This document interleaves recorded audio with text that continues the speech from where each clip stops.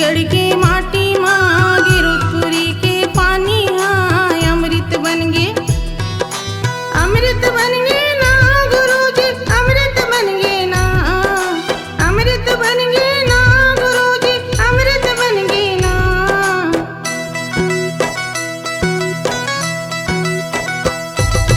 छत्तीसगढ़ के माटी माँ गिरोधपुरी के पानी हाँ अमृत बन गे छत्तीसगढ़ के माटी माँ गिरोधपुरी के पानी हाँ अमृत बन गे।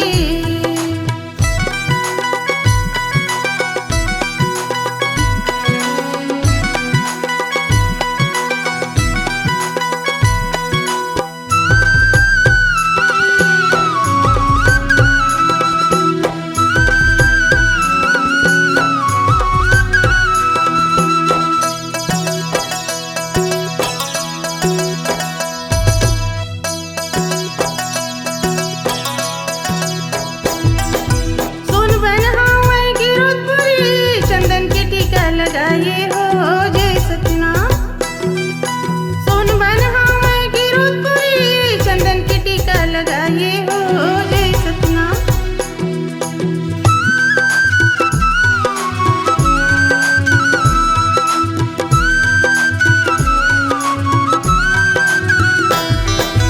माता हमारे अमरावती तोर पिता है महबूब दास तोर जय गुरुदेव। माता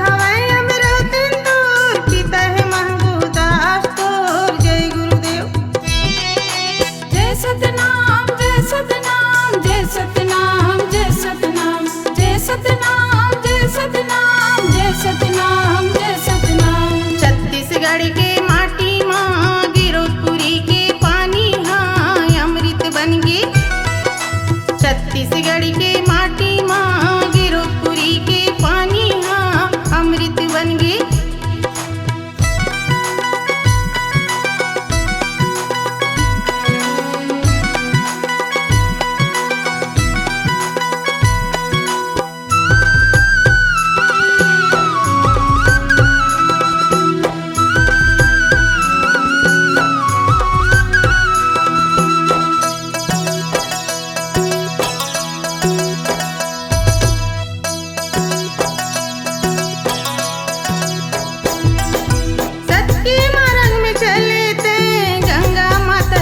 जय गुरुदेव सत के मार्ग में चले थे गंगा माता लाए थे जय गुरुदेव।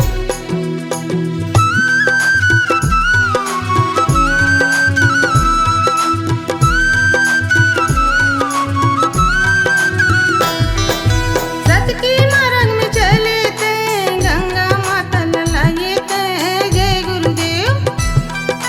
सत के मार्ग में चले थे गंगा माता लाए थे जय गुरुदेव। जय सतनाम जय सतनाम जय सतनाम जय सतनाम जय सतनाम जय सतनाम जय सतनाम जय सतनाम। छत्तीसगढ़ के माटी माँ गिरोधपुरी के पानी हाँ अमृत बन गे छत्तीसगढ़ के माटी माँ गिरोधपुरी के पानी हाँ अमृत बन गे। अमृत बन गे ना गुरुजी अमृत बन गे ना अमृत बन गे ना गुरुजी अमृत बन गे ना।